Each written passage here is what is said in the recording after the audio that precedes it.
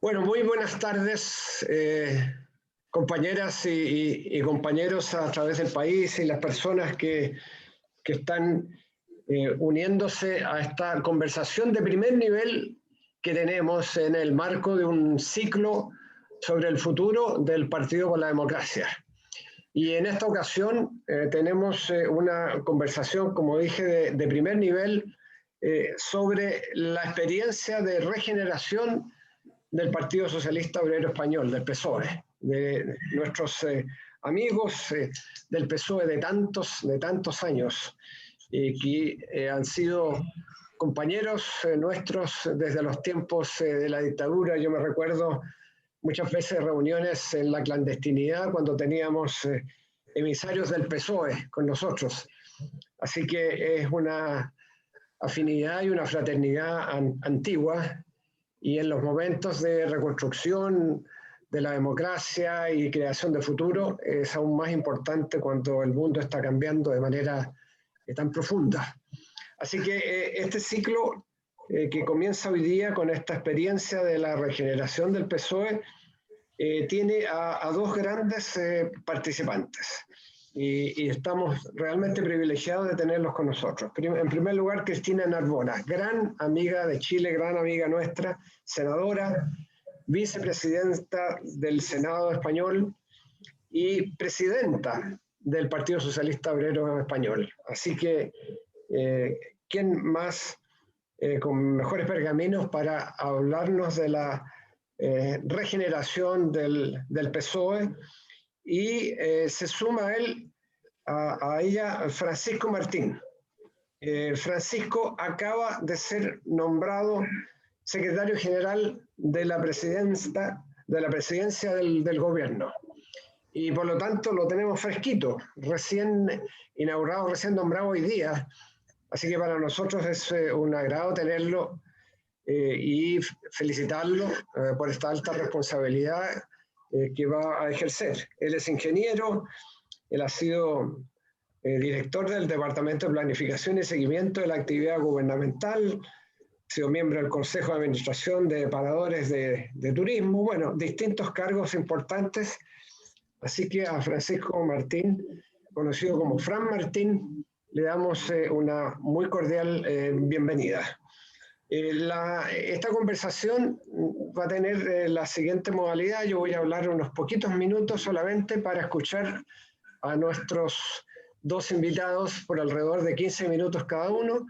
Luego habrán algunas preguntas de parte de los panelistas que aquí están, alguna pregunta mía, luego las respuestas y esperamos entonces que en ese marco tengamos una buena conversación. Yo solamente quiero decir a modo de introducción que en Chile estamos viviendo momentos de cambios profundos, donde hay desafíos y retos a la democracia por varias razones. En primer lugar, porque hay un deterioro de las instituciones y porque hay fenómenos globales, por cierto, como el de la pandemia, que ha hecho que las desigualdades que existen en nuestro país se vean aún, si no profundizadas, se vean expresadas de manera más dramática, como por ejemplo cuando en las escuelas se ha intentado hacer clases telemáticas y bueno, no es lo mismo un barrio acomodado donde los niños tienen acceso a internet y computadores que en un barrio de bajos ingresos donde no hay ninguna posibilidad que los niños tengan entonces la capacidad de estar conectados, y las desigualdades entonces de la brecha digital son una expresión más de la desigualdad, como el efecto que ha tenido en el empleo, como el efecto que ha tenido en las mujeres la pandemia y el hecho que las cuarentenas ha significado entonces una pérdida de alrededor de una década de la participación de la mujer en el mercado de trabajo. Pero más allá de eso hay fenómenos generales que tienen que ver con el tipo de sociedad que estamos viviendo. La era digital ha significado que las ciudadanas y los ciudadanos tienen acceso directo a la opinión pública y no necesita la intermediación de los partidos políticos. Quien tiene acceso a Internet, quien tiene Twitter, que tiene Instagram, puede opinar, puede expresar sus visiones y colocar sus demandas independientemente de los partidos, y por lo tanto el papel de intermediación de los partidos se ha visto cuestionado. Y también hay fenómenos como en América Latina de corrupción y de falta de credibilidad, de emergencia de populismos de derecha y populismos de izquierda, que también han erosionado la credibilidad en la política y la credibilidad en los partidos políticos. Y surgen entonces instancias sociales que compiten con los partidos políticos, además del propio surgimiento de independientes. En Chile hemos tenido la experiencia en elecciones recientes de una fuerte aparición de las y los independientes, y la gente que vota por los independientes más que por los partidos, una desconfianza en los partidos políticos y por lo tanto la necesidad de una renovación o de una refundación de los partidos políticos. Para nuestro mundo de la izquierda democrática, del socialismo democrático, se hace aún más patente aquello, para establecer también que somos una izquierda diferente, ¿no? Una izquierda moderna que busca estar en sintonía con los desafíos del siglo XXI, de la inteligencia artificial, de la era digital, de la urgencia de atacar el cambio climático, de un desarrollo sustentable, de los derechos de naturaleza, de la diversidad sexual, etc. Entonces, el Partido por la Democracia ha expresado muchas de estas ideas en el pasado, pero es necesaria una renovación. Y el desafío es cómo convergemos con el Partido Socialista, con el Partido Radical, con otros partidos más pequeños, en una fuerza o un referente o un espacio mayor. Esa es parte de nuestro desafío, y cómo atraemos a los independientes y las independientes. Hemos hablado del modelo parecido al Frente Amplio uruguayo, donde convergen no solo los partidos políticos, sino que las personas independientes directamente. Esa es parte del desafío que tenemos, y el Partido por la Democracia tiene su propio desafío. ¿Cómo recuperamos esas banderas de innovación, de creatividad, de estar en sintonía con lo que demanda la gente, con una sociedad que se ha hecho cada vez más compleja, una sociedad que es más demandante y donde la independencia hace que percibamos que es necesario dar cuenta de este fenómeno, del fenómeno de regionalización, de la descentralización. Chile es un país extremadamente centralizado, a diferencia de España, con sus modalidades de descentralización distintas, peculiares por su propia realidad. La realidad de Chile es distinta, pero hay una demanda de descentralización, de regionalismo, y por cierto, dar cuenta de la multiculturalidad y la plurinacionalidad de alguna manera en nuestro país, donde el 12% de la población proviene de pueblos originarios. Así que ese es parte del desafío. Tenemos un desafío de reconstrucción de la izquierda democrática, de la refundación de nuestros partidos, de la renovación de la izquierda democrática, para decir aquí hay una izquierda distinta, ¿no? Y una izquierda que busca cambios profundos, cambios estructurales, pero al mismo tiempo gobernabilidad. Y ese es el desafío, cómo avanzamos hacia un nuevo modelo de desarrollo al mismo tiempo que le decimos a la gente, particularmente mucha gente de clase media que vota por nosotros, y queremos hacerlo de manera responsable, ¿no? Entonces, ese es el marco de la discusión, y hay elementos en común porque estamos viviendo en este mundo tan complejo, entre pandemia, entre fake news, populismos, desconfianza de los partidos políticos, y bueno, ese es parte del marco de lo que queremos conversar. Así que muchas gracias por estar con nosotros, y partimos entonces, y parto dándole la palabra, según el libreto que me han dado, a Fran Martín por 15 minutos y luego a Cristina. Fran. Muy bien. Buenas tardes, buenos días, Chile. Buenas tardes desde España. Es un placer poder participar en este foro. Gracias, Heraldo. Gracias al Partido por la Democracia, gracias a la Fundación por la Democracia y gracias también a la Fundación Pablo Iglesias, de la que soy secretario y de la que Cristina es también miembro del patronato, es patrona. Una fundación con la que también tenemos estos lazos importantes para seguir trabajando juntos, seguir estudiando juntos, seguir revisando las experiencias positivas que se han desarrollado en nuestros distintos entornos políticos y sobre todo construyendo los proyectos con los que hacer frente a los nuevos desafíos del futuro. Para mí es además un enorme honor compartir panel con Cristina Narbona.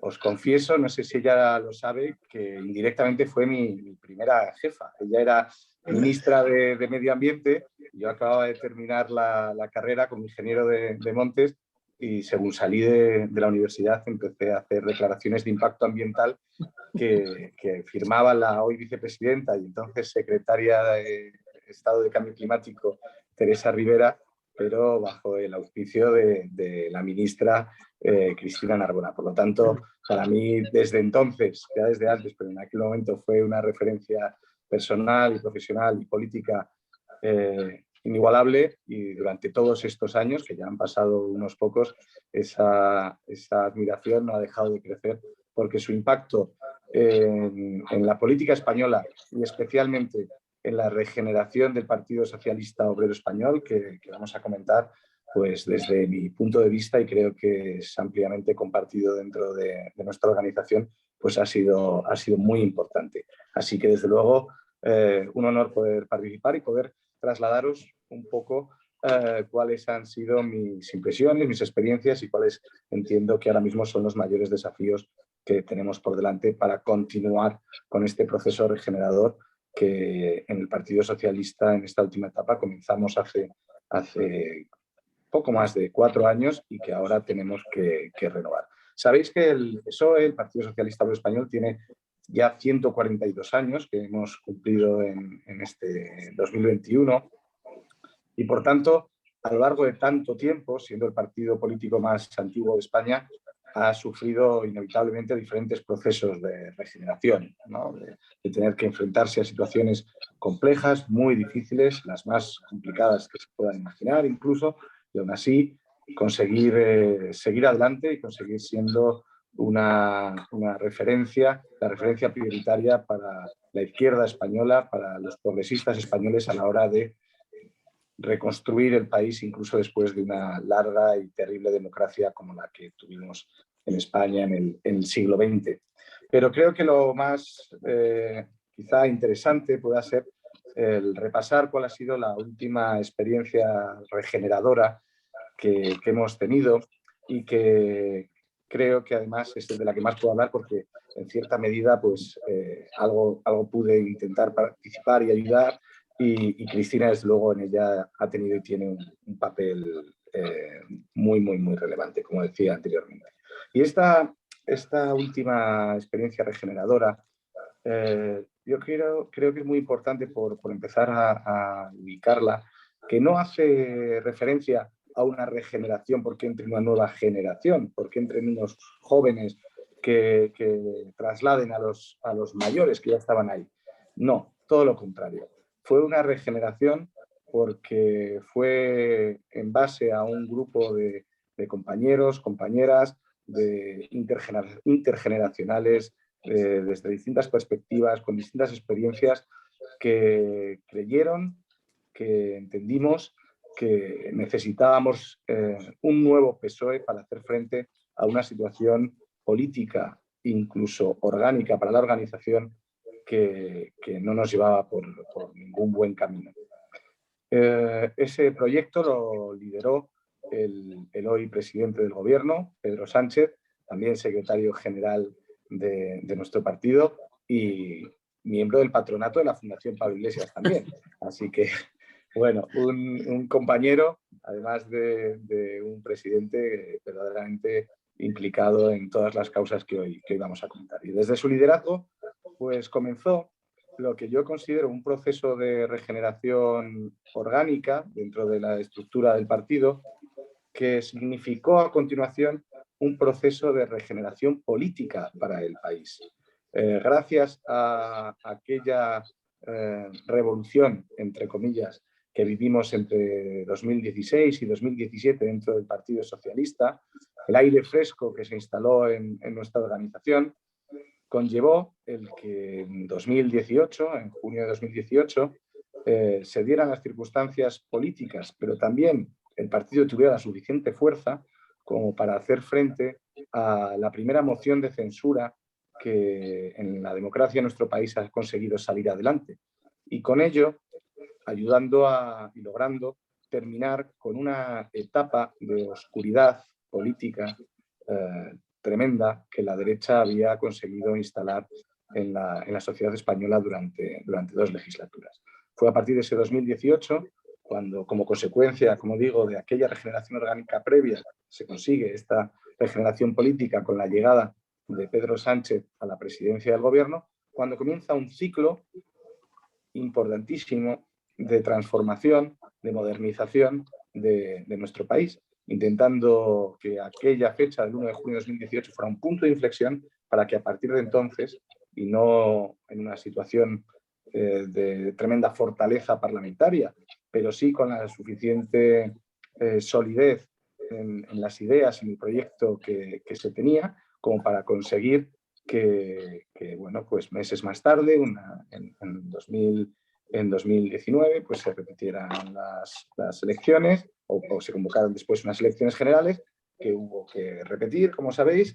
Bueno, unas elecciones generales que hubo que repetir y que dieron lugar a un gobierno del Partido Socialista que se mantuvo durante un año y medio, hasta que por fin se volvieron a convocar ya elecciones y ya estamos en las condiciones actuales en las que tenemos el primer gobierno de coalición de la democracia, de este periodo democrático en nuestro país. Por lo tanto, todo un proceso de regenerador en lo orgánico y en lo político de nuestro país, que comenzó cuando este grupo de compañeras liderados por el hoy secretario general Pedro Sánchez, entendió que el partido tenía que renovar su proyecto ideológico, pero también su funcionamiento interno, ambas cosas. Y la combinación de ambas cuestiones fueron las que nos llevaron a volver a conseguir la confianza, primero interna, la propia confianza de la militancia, de los ciudadanos más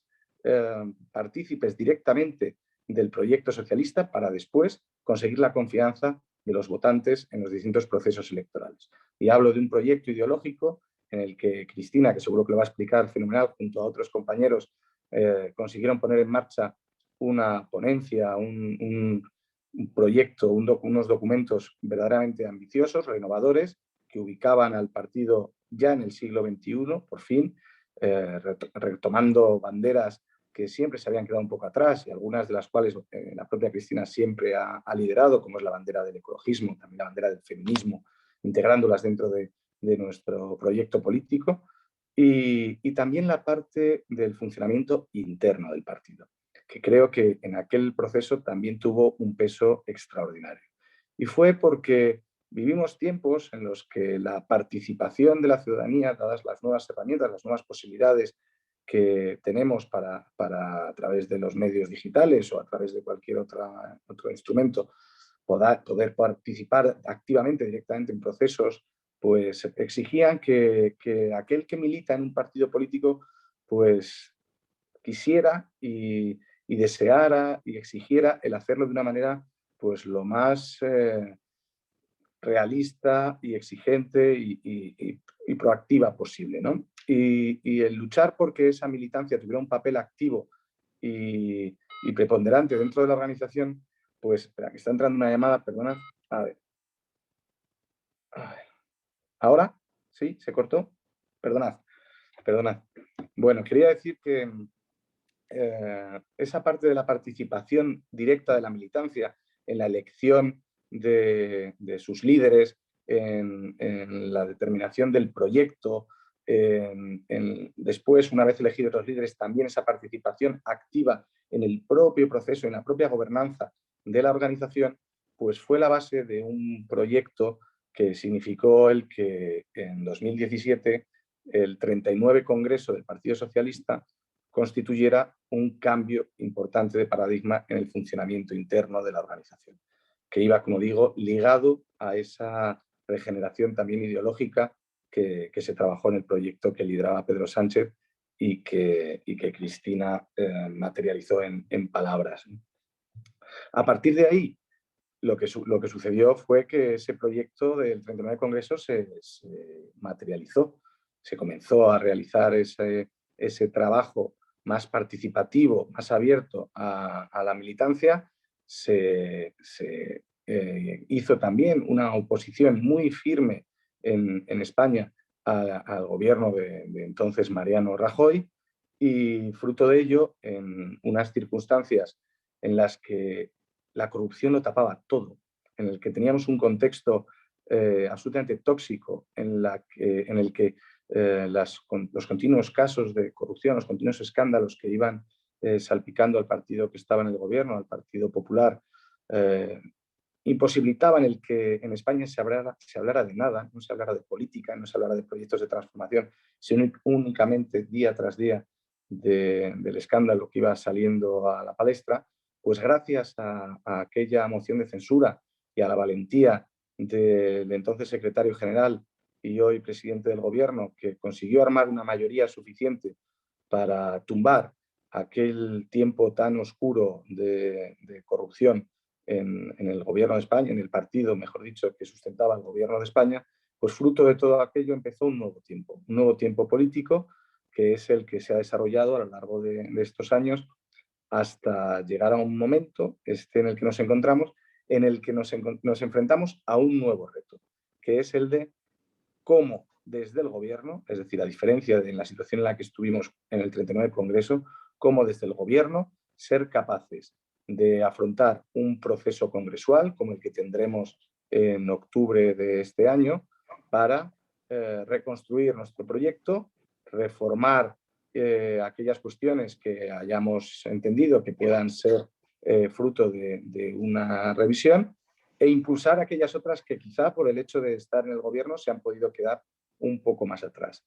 Pero tenemos un 40 Congreso federal por delante en este mes de octubre, que comenzará una secuencia de congresos para las autonomías, para el partido también en los municipios, y por lo tanto una nueva regeneración del conjunto de la organización, nuevo aire, nuevo impulso, nuevos desafíos, pero que afrontamos desde la experiencia que estamos viviendo en el gobierno de España y sobre todo a sabiendas de que tenemos que construir un proyecto que se ha de amoldar a una nueva realidad. Es decir, tenemos también una nueva regeneración política que es la de dar respuesta a esta realidad pospandémica, ojalá que pospandémica, ojalá, en la que tenemos que no solo completar la recuperación sanitaria, sino sobre todo reconstruir una realidad económica desde una situación compleja como la que nos vamos a encontrar seguramente cuando termine toda esta etapa, pero teniendo que aprovechar las lecciones aprendidas durante este tiempo y sabiendo que lo que tenemos por delante es una enorme oportunidad para afrontar esa transformación social en base a una justicia que es imprescindible, justicia económica, justicia social, que sea la base del crecimiento económico y de la construcción de porvenir para la ciudadanía. Y ese es el gran reto que tenemos por delante los socialistas en España, siempre aprovechando este contexto global en el que nos encontramos, en el que es posible compartir experiencias como lo estamos haciendo en el día de hoy, compartir proyectos, compartir anhelos y por tanto crecer y construir juntos. Por lo tanto, creo que es un momento fantástico el que tenemos en España, es la oportunidad de que los socialistas nos renovemos, no tanto nos regeneremos, porque ya lo hicimos, sino quizá nos renovemos, nos actualicemos y aprovechemos todo lo que hemos aprendido durante este tiempo para poder construir el mejor proyecto para los siguientes 4 años aquí, colaborando sin duda con nuestros hermanos, con nuestros aliados, con nuestros socios, con nuestros grandes colegas también de Chile, a través de ejercicios como este y de tantos otros que tenemos que poner en marcha. Y sin más, pues si os parece, yo ya le doy la palabra, que tengo muchísimas ganas de escucharla y de aprender, como siempre, a la gran Cristina Narbona, nuestra presidenta. Muchas gracias, Fran. Interesantísimo lo que tú has dicho y yo creo que te vamos a sacar el jugo después en la ronda de preguntas. Cristina, adelante, encantado de escucharte.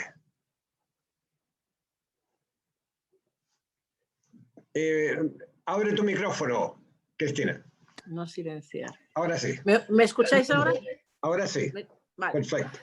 Encantada de compartir este rato con vosotros, Heraldo, con los amigos del PPD, y encantada además de hacerlo el día que Fran Martín ha subido un escalón más en su carrera, porque dejarme que lo diga, yo sí me acuerdo de que Fran trabajó en el ministerio donde yo era titular, porque desde entonces nos hemos tratado, y para mí es una enorme alegría ver personas que han colaborado conmigo, que ahora pues una de ellas es la vicepresidenta tercera del gobierno para la transición ecológica y el reto demográfico, y a Fran lo tenemos de secretario general de la presidencia, ¿no?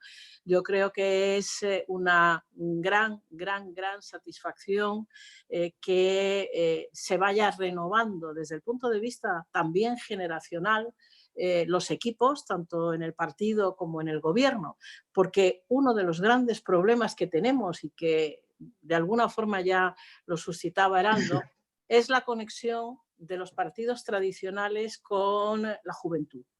La conexión con los más jóvenes que están más alejados de las estructuras tradicionales, convencionales de organización política, militan en organizaciones sociales de distintos objetivos, se presentan como independientes, es decir, están alejados de lo que ha sido nuestra cultura política. Cuando digo nuestra, obviamente estoy hablando desde un partido con 142 años de historia, pero que efectivamente es también la cultura de partidos progresistas como puede ser el PPD, el Partido Socialista de Chile y muchos otros, ¿no? Por tanto, una primera cuestión que yo quisiera poner de relieve es la importancia de la conexión con los jóvenes para poder consolidar proyectos de gobierno, proyectos de una izquierda capaz de transformar la sociedad y de abrir expectativas a generaciones que han sufrido ya la primera crisis internacional, la crisis financiera de 2008, han sido los perdedores en gran medida de esa crisis. España está llena de jóvenes que terminaban de estudiar en aquellos años y que después han tenido sobre todo trabajos precarios. En España es muy frecuente la figura de lo que se denomina el trabajador pobre, es decir, una persona que tiene un salario, pero que su salario no le da para mantener una familia, o no le da para tener un proyecto de vida emancipada. Y eso lo están sufriendo sobre todo los jóvenes. Es la primera vez en los 40 años de democracia que estamos viviendo que nuestros hijos y nuestros nietos se ven abocados a mayores dificultades desde el punto de vista de la realización de su proyecto vital. Y creo que un partido que quiere construir futuro tiene que tener muy presente cómo mejorar las expectativas de los más jóvenes. Y eso, en el caso de España, se llama reformas en el ámbito del mercado de trabajo para reducir la precariedad, para reforzar lo que llamamos políticas activas de empleo, es decir, cómo acompañar a los jóvenes que buscan un trabajo para que el empleo que encuentren sea el más idóneo de acuerdo con su formación. Cómo reforzar la formación profesional. España está llena de titulados universitarios, pero la mayoría de esos titulados universitarios, los más jóvenes, no están consiguiendo tener un trabajo acorde con sus capacidades, con sus estudios, y en cambio tenemos déficits de personas de grado medio, de formación, lo que aquí llamamos la formación profesional, y precisamente uno de los proyectos del gobierno que está en curso va a renovar la formación profesional de manera que todos los ciudadanos tengan derecho a una formación que pueda ser accesible a lo largo de toda la vida, puesto que el mundo cambia a gran velocidad. Lo vemos en el espacio de la transición digital, de la inteligencia artificial, etcétera, y eso obliga a que desde el Estado se garantice que los jóvenes de hoy, los jóvenes de mañana, puedan estar a la altura de esos retos desde el punto de vista de conseguir un trabajo digno. Y hablo, por lo tanto, en primer lugar, de los jóvenes y de cómo atraer a los jóvenes a la actividad política.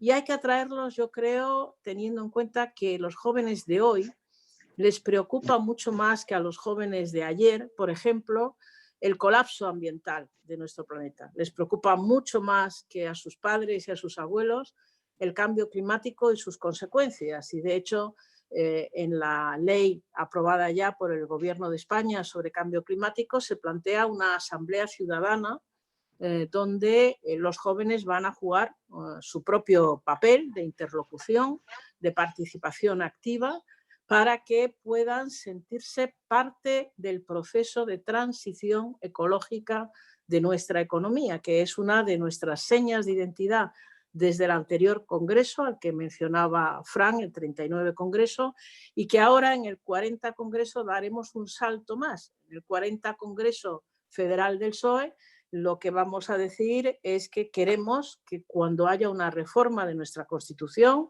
que en algún momento se planteará, aparezca expresamente recogido como derecho fundamental de todos los ciudadanos el derecho a la seguridad climática y ambiental.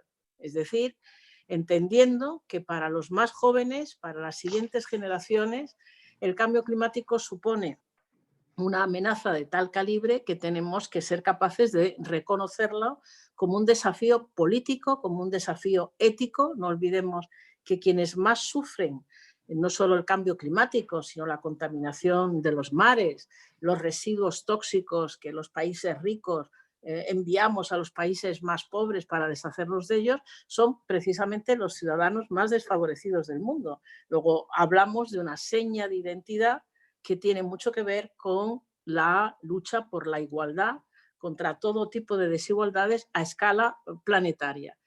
¿Y qué más tiene que preocuparnos para conectar con la ciudadanía? Bueno, se ha dicho ya, ¿no? La mitad de la ciudadanía, un poquito más de la mitad de la ciudadanía, somos las mujeres.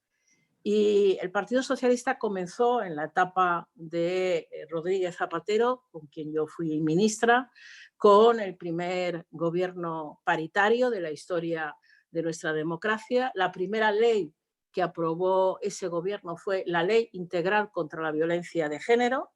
Después aprobó una ley para la igualdad y a partir de ahí nuestro partido se ha venido consolidando como un partido feminista. Y lo vamos a incorporar en nuestros estatutos como una seña de identidad junto con los valores de siempre, el valor de la igualdad, de la solidaridad, de la libertad, el feminismo como lucha contra todo tipo de brecha, de desigualdad, de opresión contra las mujeres. Y, insisto, las mujeres son más de la mitad de nuestro electorado potencial. Y se ha visto en las elecciones que el Partido Socialista Obrero Español en nuestro país tiene una penetración especialmente notable entre las mujeres, no así entre los jóvenes. Y eso es algo que nos debe de preocupar. Tenemos que ser capaces de establecer esa conexión. Y a partir de ahí quiero hacer una pequeña reflexión sobre cómo estamos gobernando ahora y cómo llevamos esto desde el Partido Socialista, porque gobernamos en coalición. Somos un gobierno donde está el Partido Socialista y el Partido de Unidas Podemos. En la primera legislatura en la que Pedro Sánchez fue presidente del gobierno, y no pudo llegar a aprobar unos presupuestos y convocó nuevas elecciones generales, hicimos un esfuerzo por convencer al partido de Pablo Iglesias Turrión, del Partido de Unidas Podemos, para que apoyara, sin estar en el gobierno, nos apoyara desde fuera. Esa es la fórmula que existe en Portugal, es el modelo portugués de una coalición donde no está el partido más a la izquierda dentro del gobierno. Y nos esforzamos, yo misma, nos esforzamos por convencerles de que eso podía ser bueno para ambas partes, porque cuando dos partidos están en coalición, la historia nos dice que quizás alguno de los dos, o los dos, algunos de los dos pierde electorado por estar en una coalición y tener, por tanto, unos resultados desde el punto de vista de las políticas que se implementan que no siempre son los que has prometido en campaña electoral, porque tienes que llegar a un entendimiento con el socio, ¿no? Bueno, Unidas Podemos se negó en aquella etapa a seguir el modelo portugués, de forma que cuando llegamos, después de las últimas elecciones generales, a la victoria del Partido Socialista con una mayoría insuficiente para gobernar, llegamos también a un acuerdo de coalición. Gobernar con un partido que tiene posiciones más radicales en algunos temas no es ciertamente sencillo. En España es la primera vez que esto sucede a nivel nacional, pero es verdad que ya teníamos experiencias en gobiernos regionales, en gobiernos locales, y además yo creo que es muy importante identificar bien el espacio que compartimos, que es mucho. El espacio que compartimos con un partido más a la izquierda, más radical, como es Unidas Podemos, es un espacio que nos ha servido durante todo este año terrible de la pandemia para sacar adelante muchísimas leyes. La producción legislativa que hemos tenido en este tiempo tan difícil, tan complejo desde el punto de vista de la gobernabilidad, con una prioridad que era luchar contra la pandemia y evitar el hundimiento total del empleo, y eso el gobierno lo ha hecho. Además de eso, hemos aprobado leyes muy importantes. Por ejemplo, hemos aprobado la ley de cambio climático y transición energética. Hemos aprobado la ley que regula la eutanasia, que era una demanda social, el regular la eutanasia en nuestro país. Hemos aprobado también una ley de protección integral a la infancia y a la adolescencia, porque hay muchos fenómenos hoy día que suponen un elevado riesgo para los más jóvenes en nuestra sociedad, y eso también era una ley planteada desde el gobierno socialista y compartida en estos momentos por quienes ostentan la cartera de servicios de derechos sociales. El Ministerio de Derechos Sociales lo tiene Unidas Podemos y el Ministerio para la Igualdad lo tiene Unidas Podemos. Pero eso no significa que dentro del partido no trabajemos en los temas de igualdad, en los temas de derechos sociales, en los temas de la Agenda 2030, que están también dentro del gobierno en las carteras que corresponden a Unidas Podemos. Estamos haciendo camino al andar, Heraldo, porque es verdad que no había un libro de instrucciones, no había un manual de instrucciones. Lo que sí había era el convencimiento de que había muchos más temas en los que nos podíamos entender que los temas conflictivos, que los hay. El Partido de Unidas Podemos es un partido que defiende la República. Nosotros, como partido, defendemos que la monarquía es parte del Pacto Constitucional del año 1978, que por supuesto, como todas las instituciones, deben mejorar en términos de transparencia, de rendición de cuentas, pero no tenemos una posición tan radical, ni mucho menos como la que tiene Unidas Podemos. Unidas Podemos tiene una posición más radical que el Partido Socialista en relación con las aspiraciones independentistas de una parte de Cataluña. Recordemos que cuando hablamos de Cataluña, aproximadamente la mitad de los ciudadanos se declaran independentistas y la otra mitad no. Por tanto, eso es fundamental también el trabajo que se ha puesto en marcha desde el Gobierno para reanudar un diálogo con todas las partes implicadas y comenzando por el indulto de los políticos independentistas que estaban cumpliendo las penas de cárcel por la declaración unilateral de independencia que en su momento proclamaron, ¿no? Entonces, cuando Heraldo verbaliza, y también otros compañeros en Chile, la dificultad de plantear gobiernos de una izquierda responsable, de una izquierda que tiene una trayectoria, que tiene una experiencia, que no es una izquierda radical en el sentido de plantear cuestiones que no son viables. Yo soy en estos momentos optimista porque estamos viviendo una experiencia de compartir gobierno con un partido más radical que el Partido Socialista. Y eso se va construyendo día a día, se construye desde luego, sobre todo desde el gobierno, pero intentamos también construir ese diálogo desde el propio Partido Socialista, porque en todos los territorios tenemos experiencias de gobierno de coalición. Por lo tanto, el Partido Socialista, que por cierto es el único partido en España que ha gobernado en todas y cada una de las comunidades autónomas. Y esto da idea de nuestra capacidad de conectar con la diversidad que caracteriza un país como España. Pero en cada uno de estos sitios, bueno, pues en muchos de ellos, por ejemplo, es el caso de Valencia, hace tiempo ya que tenemos una coalición con un partido que está en la órbita de Unidas Podemos, ¿no? Y efectivamente esa realidad territorial nos ayuda desde el Partido Socialista, desde el conjunto del Partido Socialista, a ver cómo se puede arbitrar las discrepancias que existir existen, pero que no están en lo que yo diría que son las grandes ejes o los grandes objetivos en este momento. Gracias a nuestra pertenencia a la Unión Europea y gracias al trabajo muy potente realizado por nuestro presidente de gobierno, España se va a beneficiar en los próximos años de un total de 140.000 millones de euros, de los cuales 70.000 son subvenciones para llevar adelante la transición ecológica de nuestra economía, la transición digital tanto de nuestra economía como de nuestras administraciones, para cerrar las brechas entre hombre y mujer en todos los espacios, para aumentar la cohesión territorial y social de nuestro país. Para todo eso vamos a tener recursos financieros. Sin duda eso es fundamental. Pero dejarme que termine diciendo que uno de los grandes retos que tiene la socialdemocracia para recuperar credibilidad ante los ciudadanos es la de que se vea claramente que perseguimos una sociedad con menos desigualdades.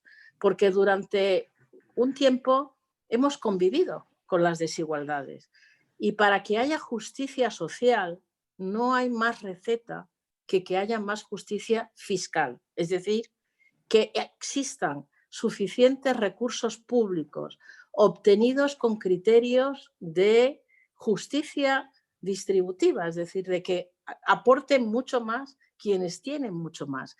Y precisamente vivimos un contexto que propicia esa justicia fiscal. Desde el Fondo Monetario Internacional, la OCDE y la administración Biden se están planteando algunas cuestiones que hace muy pocos años eran tabú, completamente tabú, y ahora no lo son. Luego, yo creo que todos los partidos socialistas, socialdemócratas, debemos de tener la capacidad de trasladar a nuestras sociedades que lo más importante es que nadie quede atrás, que haya progreso que beneficie a todos. Y eso significa, después de esta pandemia, que se refuerce la sanidad pública, que se refuerce la educación pública, la atención pública a nuestros mayores, que se refuerce el apoyo a la ciencia y a la investigación.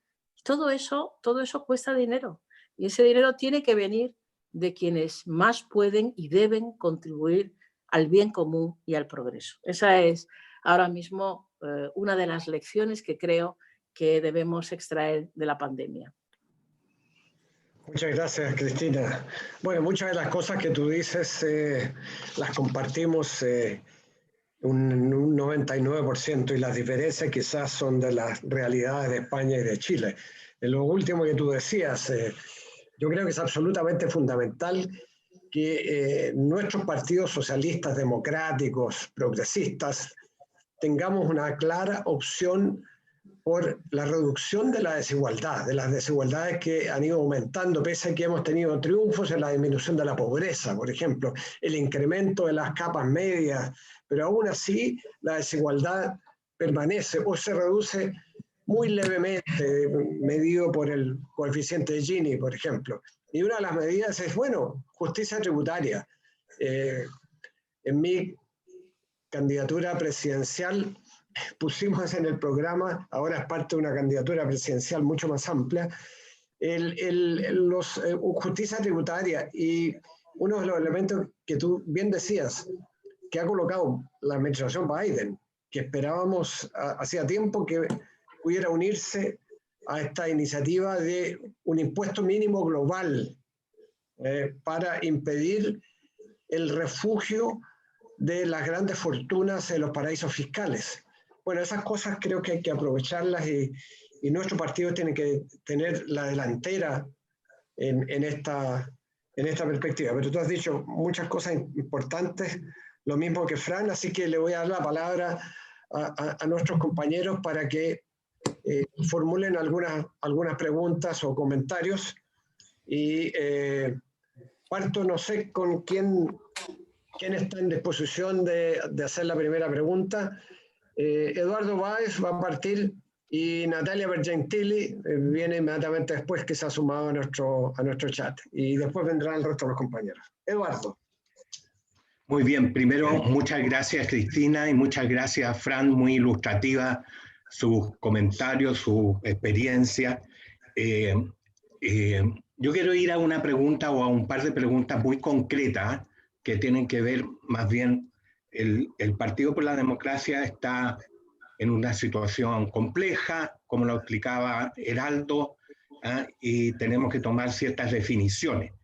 Y estamos mirando experiencias, digamos, y las de ustedes nos parecen muy interesantes. Y en ese sentido, Fran contaba de que había habido una regeneración orgánica como un punto muy relevante. Quizá me gustaría o nos gustaría saber por dónde fue esa regeneración orgánica, y por otra parte también que si nos pudieran contar un poco respecto de las autoridades del PSOE. ¿Cómo son electas las autoridades del PSOE? Que también es un proceso que a nosotros nos tiene un poco complicado. Eso. Muy bien.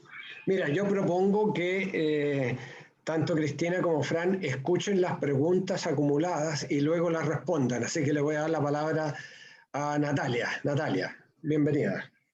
Muchas gracias, Heraldo.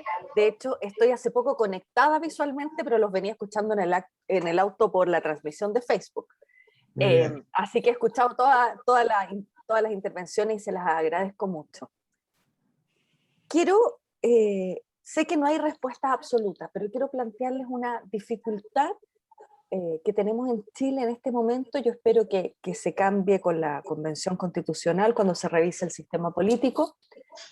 Pero, ¿cómo ustedes ven posible que pudiésemos adaptar o mirar o empatizar con el modelo de alianza que tiene el PSOE, toda vez que nosotros tenemos dos grandes complicaciones, o dos grandes diferencias, más bien, por ponerlo así? Uno, que tenemos un Estado centralizado, por lo tanto, nuestra presencia territorial como partido sigue siendo desde el nivel central y muy orgánica. Por lo tanto, nuestros partidos no hacen gobierno en el territorio porque no tenemos esa posibilidad. Por lo tanto, no tienen la flexibilidad de poder generar alianzas que los territorios hagan más sentido.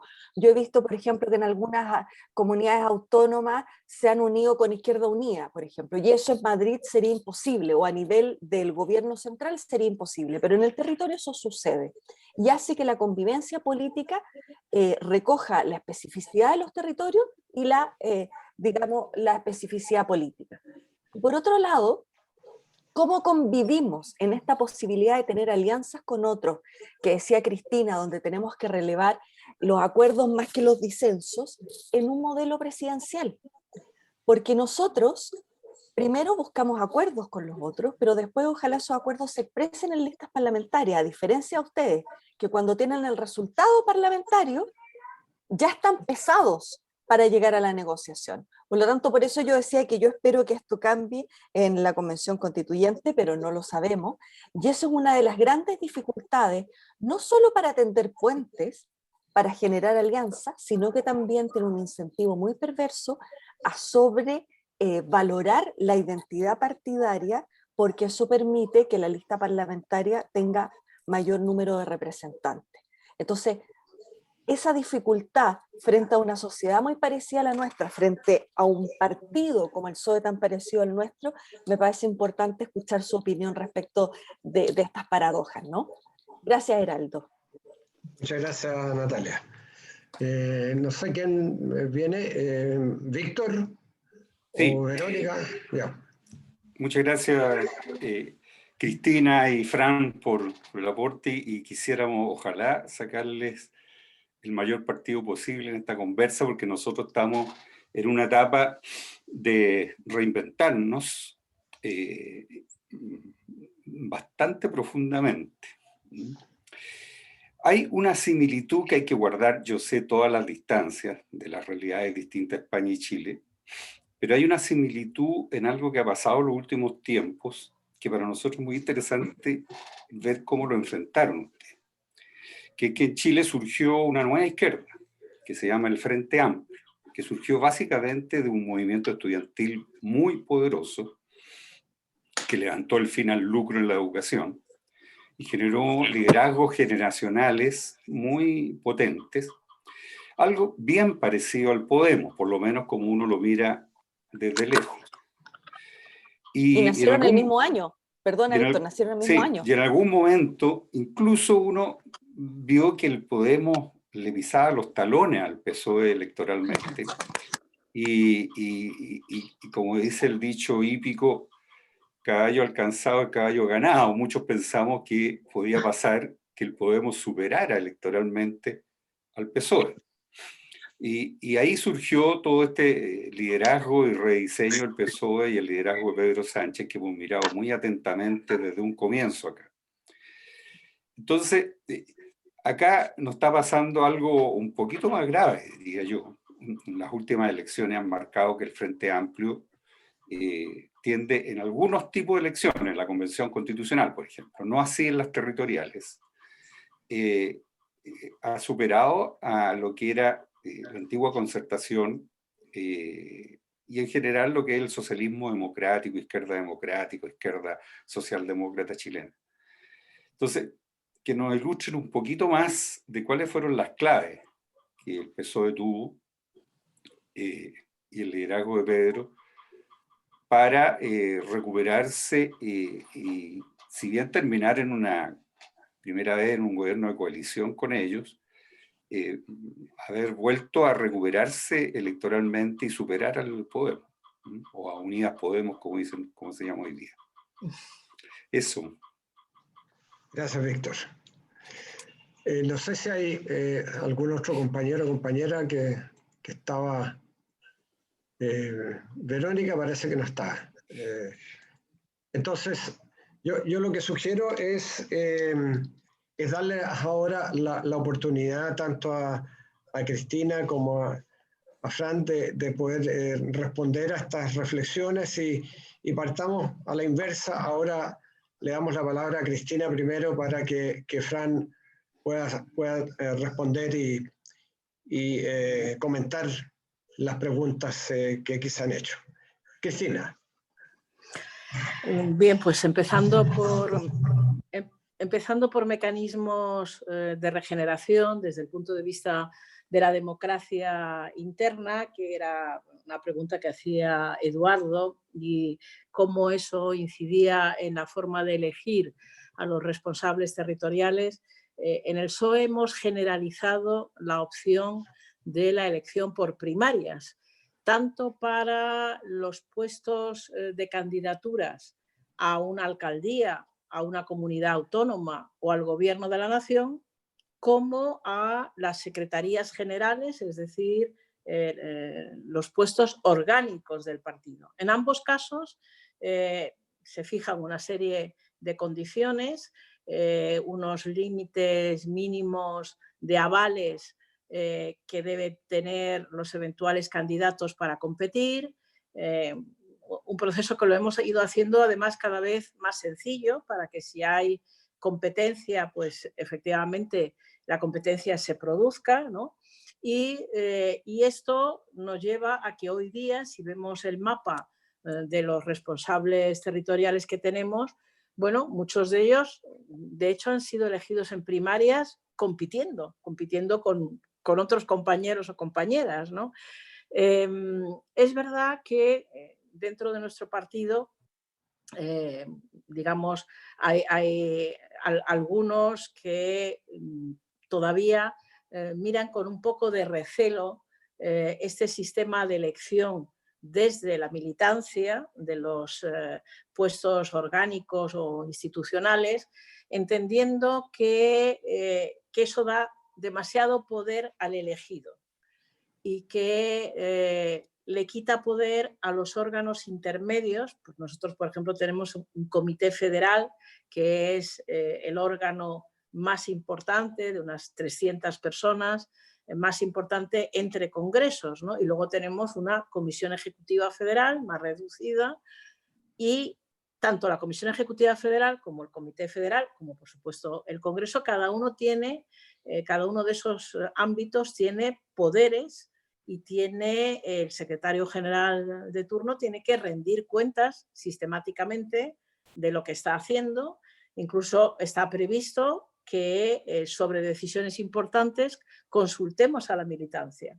Eso también es una novedad, que hagamos la pregunta a los militantes de si les parece bien que haya o no haya acuerdos de gobierno con unos partidos u otros. Bueno, los sometemos, en muchos casos ya lo hemos hecho así, a nivel local, a nivel nacional, para conocer directamente la opinión de nuestros militantes. Y yo creo que avanzar en esa línea es muy positivo, porque nuestros militantes deben sentirse protagonistas de la actuación del partido, no solamente cuando llega una campaña electoral y les toca pegar carteles o ir a los mítines, deben de sentirse protagonistas durante toda una etapa de gobierno, durante toda una legislatura, porque si ellos se sienten protagonistas nos ayudan mucho más a conectar con la sociedad civil, con las personas que no son militantes, pero que son potenciales votantes del Partido Socialista, y con ellos tenemos que capilarizar nuestro discurso.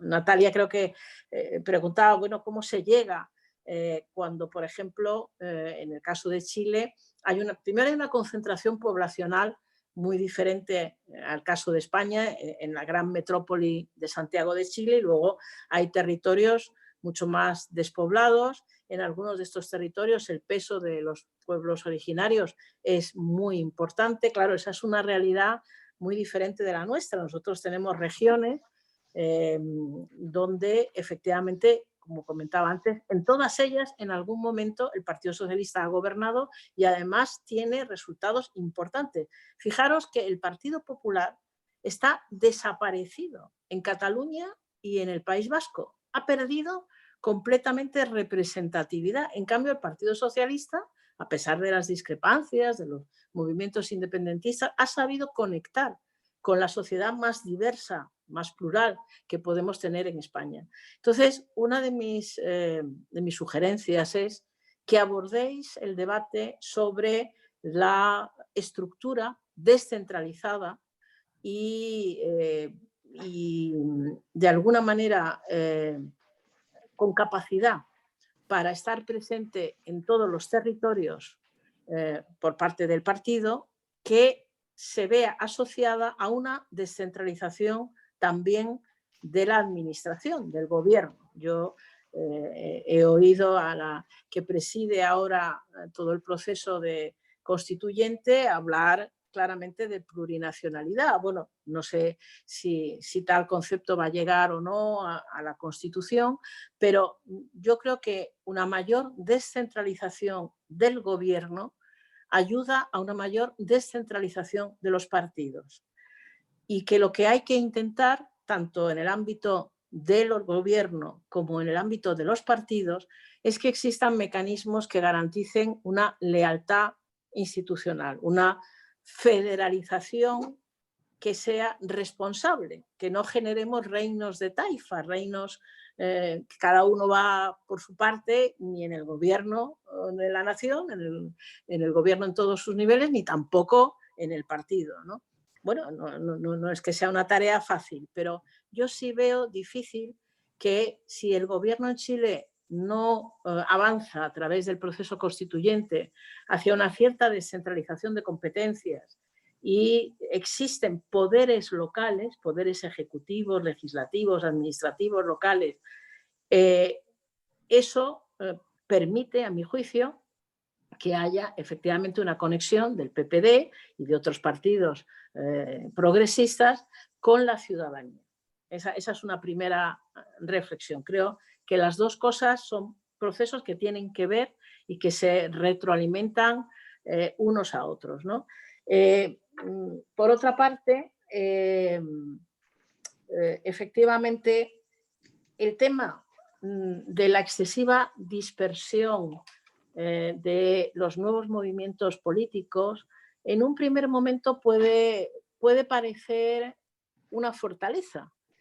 Pero fijaros, en el caso de Unidas Podemos, que surgió de los movimientos del 15M, estábamos en el momento de la gran crisis económica, de la falta de credibilidad de los partidos. Al final Unidas Podemos suma, Izquierda Unida, Partido Comunista, pero luego suma muchos grupitos locales, algunos muy pequeños, que de hecho han querido mantenerse con una gran autonomía y se han ido separando del partido Unidas Podemos y tienen vida propia. Y eso hace que al final Unidas Podemos haya perdido peso electoral y sus expectativas no sean de ir a mejor, que en un momento determinado parecía que nos iban a superar y nos iban a dar el sorpaso. Pero es difícil que se nos dé el sorpaso cuando en todos los territorios nosotros tenemos una conexión organizada, tenemos estructura de partido, tenemos alcaldes, muchísimos alcaldes. Este es otro tema, a mi juicio, fundamental, el poder municipal que tiene el Partido Socialista en España y que es para nosotros una palanca formidable desde el punto de vista de nuestra capacidad de actuación política. Y por último, es verdad que lo que estáis viviendo en estos momentos posiblemente es la explosión de estos movimientos más a la izquierda que nosotros vivimos en un periodo un poco anterior al que ahora estamos, ¿no? Por eso hubo un momento que todas las encuestas nos daban perdedores frente a Unidas Podemos. Pero, insisto, yo creo que esa dispersión y esa amalgama de fuerzas muy diferentes puede ser de entrada una suma cuantitativa, pero desde el punto de vista cualitativo, desde el punto de vista de la coherencia interna del Frente Amplio, es un problema que ellos gestionarán. Quiero decir que cada organización política sabe cómo hacer frente a desafíos de este tipo, ¿no? Pero lo más importante es que todo el espacio de la izquierda de gobierno donde vosotros estáis, lleguéis a fortalecer vuestras alianzas y seáis, yo creo, capaces de ofrecer esa plataforma de encuentro con el Frente Amplio, que yo estoy segura de que es factible, aunque hoy como hoy sintáis sobre todo la dificultad del proceso. Gracias, Cristina. Muy importantes reflexiones. Fran, te ofrezco la palabra para que puedas responder a las distintas intervenciones de nuestros compañeros y compañeras. Sí. Muchas gracias y muchas gracias por las cuestiones que se han planteado. Yo creo que bien interesantes. Por complementar un poco lo que planteaba Cristina, que creo que ha dado en el centro de las respuestas que ya ha compartido hace unos momentos, en relación con el asunto de la regeneración orgánica, yo creo que si bien lo fundamental, el 90%, tuvo que ver con el empoderamiento de la militancia, con la participación real y la capacidad de control y de gobierno de la organización por parte de la militancia de una manera más directa y con menos intermediarios, creo que eso fue fundamental. También creo que hay otro elemento que no solo contribuye en relación con la reactivación de los propios militantes, de los propios socios del partido, sino también con la mejor valoración por parte de la ciudadanía respecto a la organización. Y es todo aquello que tiene que ver con la confianza en el partido. Confianza que de una manera complementaria a aquello que hablábamos de la participación, se puede trabajar, y nosotros hemos intentado trabajar desde distintos frentes. Por un lado, en términos de transparencia, de rendición de cuentas, pero también, por otro, de control financiero. Sabéis que en España veníamos de una etapa en la que el Partido Popular pues, tenía una dinámica de problemas jurídicos pues, muy repetida, muy sostenida durante el tiempo, que también contribuyó a mermar mucho la credibilidad de los partidos políticos a la hora de situarlos como espacios propicios para la corrupción o directamente asentados en la corrupción. La rigidez que en esta cuestión el secretario general, Pedro Sánchez, impuso dentro del partido, facilitó no solo el que en todo este tiempo ni de lejos haya habido ningún problema en términos de corrupción dentro de la organización, lo cual digamos que ayuda a construir confianza alrededor del partido, sino que incluso hemos mejorado nuestra imagen y también nuestra propia situación financiera en base a ir haciendo una política de amortización de las deudas bancarias muy ambiciosa, que nos ha llevado a dejar atrás ese San Benito del partido endeudado, que también siempre hace que oye, la duda respecto a cómo funciona una organización que está en una difícil situación financiera, pues puede ser más o menos lógica. Pues gracias a haber conseguido ir amortiguando en unos niveles importantísimos las deudas de la organización, hemos llegado incluso a darle la vuelta y a presentarnos en los últimos procesos electorales con mecanismos de autofinanciación, pidiendo microcréditos a los propios militantes que después ven de vuelta, una vez que han terminado los comicios electorales, ven de vuelta la cantidad que han aportado con un pequeño margen de beneficio. Esa autofinanciación también es otro elemento que aporta confianza. El partido funciona, no tiene que ir a los bancos, funciona con los propios apoyos de los militantes. Digamos que son mecanismos complementarios para dar confianza a la ciudadanía y a la propia militancia. Pero además, la modernización de la organización, la digitalización de los procesos es imprescindible y hay que abordarla. El acercamiento a los jóvenes, no como un nicho independiente, sino el integrarles dentro de las propias dinámicas de la organización, yo creo que son otros elementos complementarios que ayudan en esa regeneración orgánica de la que hablábamos, pero en la que lo fundamental, como comenzaba, ha sido ese empoderamiento de la militancia en el control, en la elección y en el control de los puestos de dirección del partido.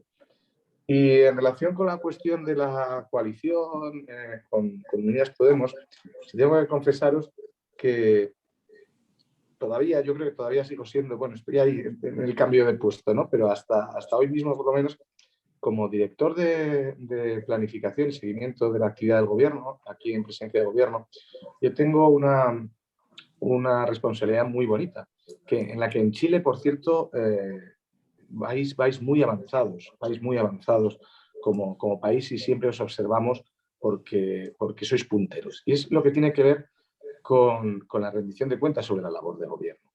Y es un proyecto que en España estaba muy atrasado a nivel estatal. Ningún gobierno del país tenía la obligación de explicar a la ciudadanía de una manera sistematizada cómo iba cumpliendo con los compromisos que había adquirido a nivel programático y qué previsiones de evolución tenía. Y es un proyecto que el presidente nos encargó desarrollar al departamento que yo dirijo. Y es en ese ejercicio en el que desde dentro de la coalición, más allá digamos que si estuviéramos en el mar, pues está el oleaje más superficial, que es la contienda política, los titulares del día a día que siempre llevan a la confrontación y al mantener esa búsqueda de la iniciativa más mediática que política. Pero un poquito más abajo de ese oleaje, apenas 1 metro más abajo, la coalición funciona.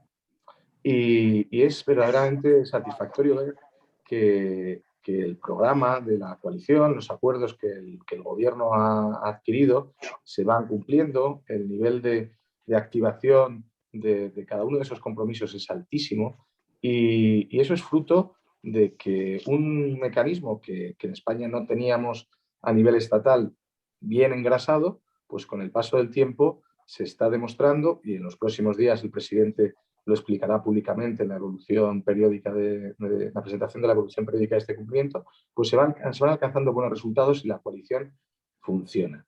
Y es verdad que una coalición en la que el peso mayoritario, por supuesto la presidencia, pero el peso mayoritario corresponde al Partido Socialista, también hace entender que la labor del PSOE y del Partido Socialista pues está siendo verdaderamente significativa, y el éxito de la coalición pues está en gran medida motivado por el buen ejercicio del gobierno, también desde sus orígenes socialistas, pero siempre también con la colaboración leal de nuestros socios.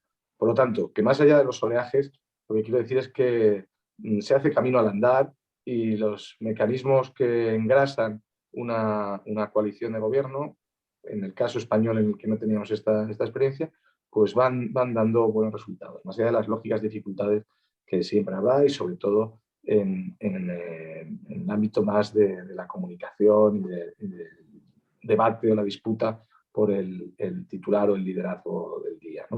Pero funciona. Y bueno, yo creo que es un camino interesante que seguramente tengamos que seguir andando en los próximos tiempos, y habrá que aprender a romper para quizá después pues, ver en qué condiciones volver a encontrarnos. Va a ser un proceso interesante, pero en el que estamos aprendiendo y en base a ir sacando buenos resultados.